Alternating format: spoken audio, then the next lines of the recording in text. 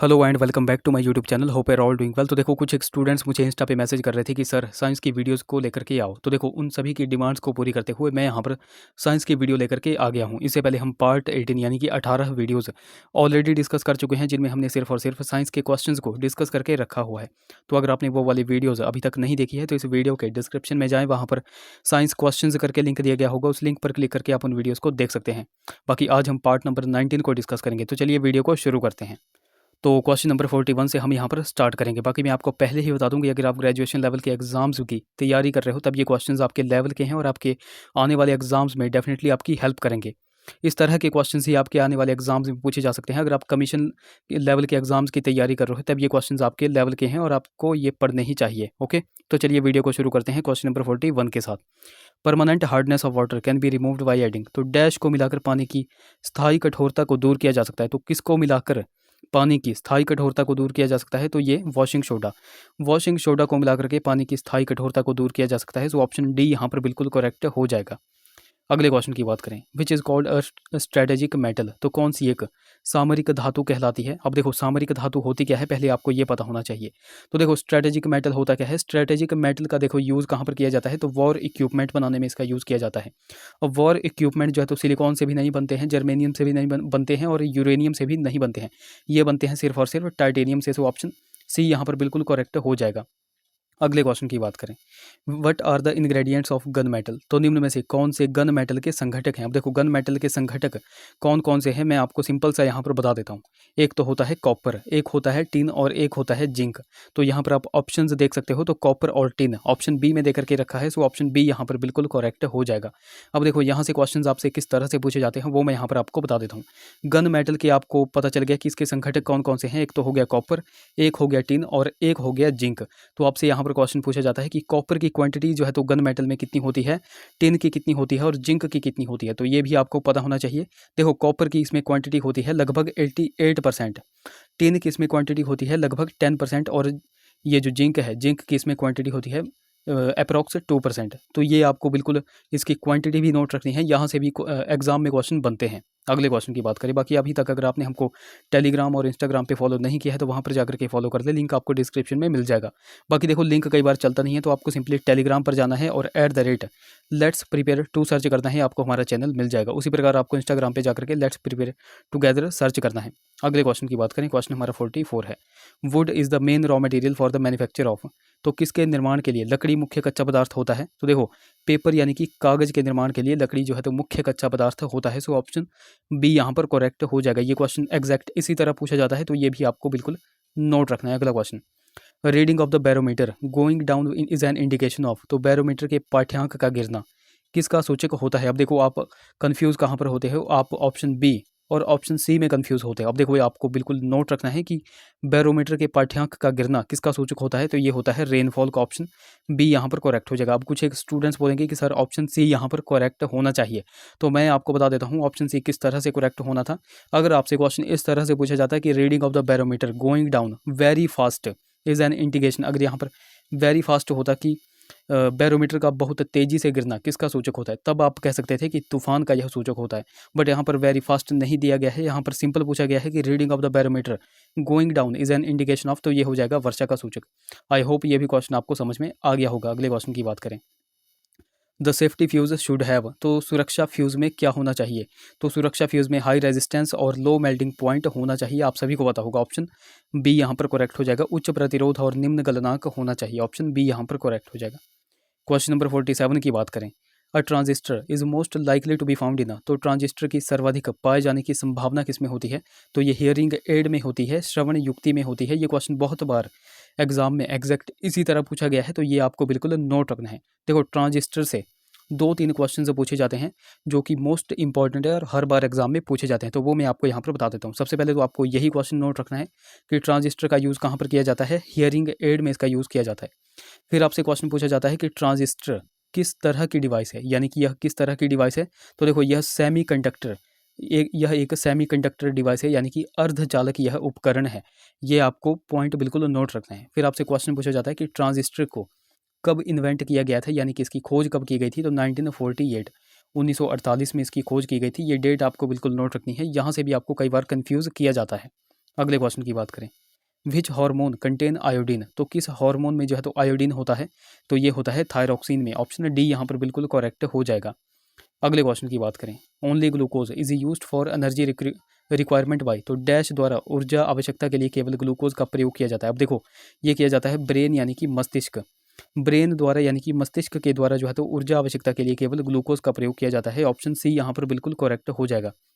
देखो मैंने साइंस की प्लेलिस्ट बनाई हुई है, टोटल हमने 18 वीडियोस ऑलरेडी डिस्कस करी हुई है, जिनमें हमने मोस्ट इंपॉर्टेंट क्वेश्चंस को ही डिस्कस किया हुआ है। तो अगर आपने वो वाली वीडियोस अभी तक नहीं देखी है तो इस वीडियो के डिस्क्रिप्शन में आप जा सकते हो, वहाँ पर साइंस क्वेश्चंस करके लिंक दिया गया होगा, उस लिंक पर क्लिक करके आप उन सारी की सारी वीडियोज़ को चेकआउट ज़रूर करिएगा।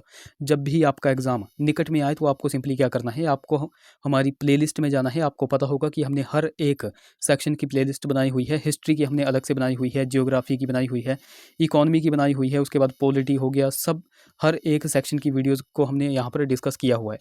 तो आपको सिंपली क्या करना है, जब भी आपका एग्ज़ाम निकट में आ जाए तो आपको वो सारी की सारी प्लेलिस्ट को विजिट करना है, सारी की सारी प्लेलिस्ट को देखनी है। ये जो साइंस के क्वेश्चंस है ये मोस्ट इंपॉर्टेंट है और हर बार एग्जाम में पूछे ही जाते हैं, तो इनको भी आपको 2 या 3 बार वीडियोस को जरूर से देखना है। अगले क्वेश्चन की बात करें, क्वेश्चन हमारा 50 है, oxygen is it transported to every cell of the human body by, तो मानव शरीर की प्रत्येक कोशिका को ऑक्सीजन किसके द्वारा वाहित होती है, तो ये होती है रेड ब्लड सेल्स के द्वारा, यानी कि लाल रक्त कोशिकाओं के द्वारा। ऑप्शन ए यहाँ पर करेक्ट हो जाएगा। आपको सिंपली करना क्या है, आपको इस वीडियो को 2 या 3 बार देखना है, इस तरह से आपके माइंड में ये क्वेश्चन फिट बैठेंगे, तो आपको ये 2 या 3 बार जरूर देखनी है। अगले क्वेश्चन की बात करें, बाकी अगर आपको क्वेश्चंस का लेवल और हमारी ये वीडियो अच्छी लग रही होगी तो जरूर से इस वीडियो को लाइक कर दें। क्वेश्चन नंबर हमारा 51 है, पर्ल्स आर फॉर्म्ड इनसाइड, तो मोती किसके अंदर बनते हैं। हम देखो मोती किसके अंदर बनते हैं, ये बनते हैं ऑस्टर्स के अंदर, यानी कि कस्तूरा के अंदर। ऑप्शन बी यहाँ पर बिल्कुल करेक्ट हो जाएगा। अगले क्वेश्चन की बात करें, क्वेश्चन हमारा 52 है, plant which yields fibre as well as edible fruit is, तो पौधा जो फाइबर और खाद्य फल जो है तो दोनों उत्पन्न करता है, तो वह कौन सा होता है, तो वो होता है बनाना, यानी कि केला। केला जो है तो फाइबर और खाद्य फल दोनों उत्पन्न करता है। ऑप्शन डी यहाँ पर बिल्कुल करेक्ट हो जाएगा।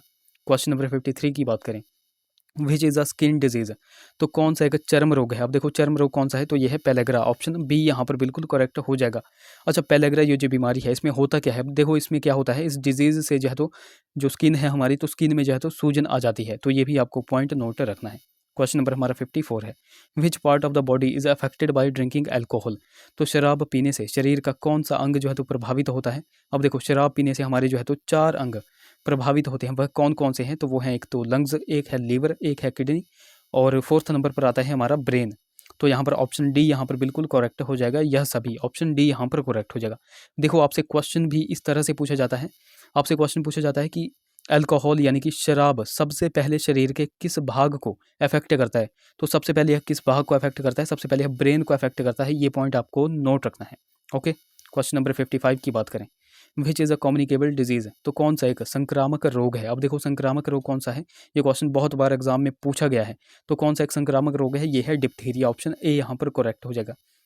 अब कुछ और भी एग्जांपल्स हैं कम्युनिकेबल डिजीज़ के, वो मैं यहाँ पर आपको बता देता हूँ। जैसे एक तो HIV हो गया, फिर हेपेटाइटिस ए, हेपेटाइटिस बी और हेपेटाइटिस सी, ये भी किसके एग्जांपल्स हैं, ये भी कम्युनिकेबल डिजीज़ के ही एग्जांपल्स हैं। उसके बाद सेलेमोनेला और मेसिल्स, ये भी जो है तो कम्युनिकेबल डिजीज़ के ही एग्जांपल हैं, तो ये भी आपको बिल्कुल नोट रखने हैं। क्वेश्चन नंबर 56 की बात करें, a bubble of water shines because of, तो पानी के बुलबुले के चमकने का कारण क्या होता है। अब देखो पानी के बुलबुले के चमकने का कारण होता है टोटल इंटरनल रिफ्लेक्शन, यानी कि पूर्ण आंतरिक परावर्तन। ऑप्शन सी यहाँ पर करेक्ट हो जाएगा। अब देखो ऑप्शन सी में देके रखा है टोटल इंटरनल रिफ्लेक्शन, तो टोटल इंटरनल रिफ्लेक्शन के कुछ एक एग्जाम्पल्स अक्सर आपसे पूछे जाते हैं, वो मैं यहाँ पर आपको बता देता हूँ। देखो आपसे पूछा जाता है कि रेगिस्तान में मरीचिका दिखना, यह किसका एग्जाम्पल है, तो यह टोटल इंटरनल रिफ्लेक्शन का ही एक एग्जाम्पल है। एक मोस्ट इंपॉर्टेंट आपसे पूछा जाता है कि ऑप्टिकल फाइबर, यह किसका एग्जाम्पल है, तो ऑप्टिकल फाइबर भी जो है तो टोटल इंटरनल रिफ्लेक्शन का ही एक एग्जाम्पल है, ये भी आपको बिल्कुल नोट रखना है। फिर हीरे का चमकना, ये किसका एग्जाम्पल है, तो ये भी टोटल इंटरनल रिफ्लेक्शन का ही एक एग्जाम्पल है। तो ये कुछ एग्जाम्पल्स भी आपको बिल्कुल नोट रखने हैं। बाकी यहाँ से आप ऑप्शन ए में देखे रखा है रिफ्लेक्शन और ऑप्शन बी में है रिफ्रैक्शन, तो रिफ्लेक्शन और रिफ्रैक्शन के कुछ एक एग्जांपल्स आप नीचे कमेंट्स में बता दो। अगले क्वेश्चन की बात करें, क्वेश्चन हमारा 57 है, the dress made out of which material is safe to wear while cooking, तो खाना पकाने के दौरान किस कपड़े से बने वस्त्र पहनना सुरक्षित होता है, तो देखो कॉटन के बने वस्त्र पहनना सुरक्षित होता है। ऑप्शन ए यहाँ पर बिल्कुल करेक्ट हो जाएगा। अब देखो इसी से अपोजिट एक और क्वेश्चन पूछा जाता है, आपसे क्वेश्चन क्या पूछा जाएगा, आपसे क्वेश्चन पूछा जाएगा कि खाना पकाने के दौरान किस तरह के कपड़ों को अवॉइड करना चाहिए, यानी कि किस कपड़े से बने वस्त्र को पहनना नहीं चाहिए, ये आपसे पूछा जाता है। तो वो होता है नायलॉन। नायलॉन के वस्त्र जो है तो हमें नहीं पहनने चाहिए जब भी हमें खाना बनाना हो। तो यहाँ पर ऑप्शन सी यहाँ पर करेक्ट हो जाना था, बट यहाँ पर आपसे क्या पूछा गया है, किस कपड़े से बने वस्त्र पहनना सुरक्षित है, तो वो हो जाता है कॉटन। ऑप्शन ए यहाँ पर बिल्कुल करेक्ट हो जाएगा। अगले क्वेश्चन की बात करें, क्वेश्चन नंबर हमारा 58 है, the freezer in a refrigerator is fitted near the top. तो रेफ्रिजरेटर में जो फ्रीजर होता है, यानी कि जो सबसे ऊपर होता है, जहाँ पर हम बर्फ़ वगैरह बनाने के लिए जो है तो कुछ एक चीज़ें रखते हैं, तो रेफ्रिजरेटर में जो फ्रीजर होता है तो शीर्ष के समीप लगा होता है। तो क्यों लगा होता है? So that it can cool the whole interior by setting up the convection current. So option B यहाँ पर करेक्ट हो जाएगा, ताकि यह संवहनी धाराओं के स्थापन द्वारा संपूर्ण आंतरिक भाग को ठंडा कर सके। ऑप्शन बी यहाँ पर बिल्कुल करेक्ट हो जाएगा। क्वेश्चन नंबर 59 की बात करें, angora wool is obtained from a breed of. तो अंगोरा ऊन किसकी नस्ल से प्राप्त होता है? तो यह रैबिट यानी कि खरगोश की नस्ल से यहाँ प्राप्त होता है। सो ऑप्शन बी यहाँ पर बिल्कुल करेक्ट हो जाएगा। आज का हमारा अंतिम प्रश्न है, the pollutant responsible for ozone hole is. तो ओजोन छिद्र के लिए उत्तरदायी प्रदूषक कौन सा होता है? तो ये होता है CFC यानी कि क्लोरोफ्लोरोकार्बन। ऑप्शन डी यहाँ पर बिल्कुल करेक्ट हो जाएगा। अच्छा, यहाँ से आप ये कुछ क्वेश्चंस के आंसर कमेंट्स करके बताओ। सबसे पहला क्वेश्चन है कि वायुमंडल में किस गैस की मात्रा की अधिकता से जो है तो ग्रीन हाउस इफेक्ट होता है? वायुमंडल में किस गैस की मात्रा की अधिकता से जो है तो ग्रीन हाउस इफेक्ट होता है? ये आप नीचे कमेंट्स में बताओ।